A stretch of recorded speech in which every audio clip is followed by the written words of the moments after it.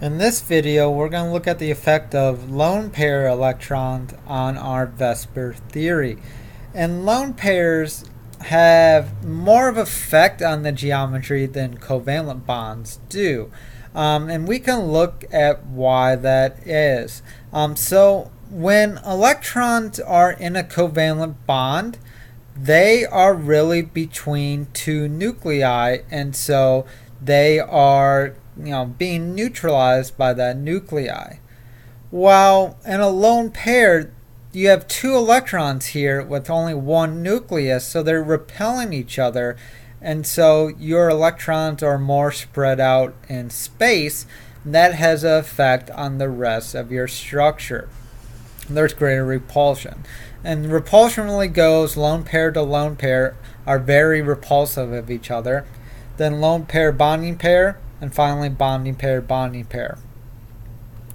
And let's actually see what I mean by that. Here in CH4, we don't have any lone pairs, and our average bonding distance is 109.5. But here in NH3, we have one lone pair up here. This is repelling the electrons in the covalent bond so much that they squeeze together, and now they're only 107 degrees apart instead of 109.5. And in water, we have two lone pairs, one right here, one right here. These lone pairs are repelling each other, and they're also repelling this covalent bond. And so the bonds shrink even more, and so they're only 104.5 degrees apart, even though all three molecules have four bonding groups. And here's another image that shows that for water. Ideally, you would think the hydrogens in water are 109.5 degrees apart, but because the lone pairs are exerting so much repulsion on each other and on the covalent interactions, they get squeezed to 104.5 degrees. The same thing with NH3. You would expect 109.5, but the lone pairs repel the covalent bond, so they get to 107.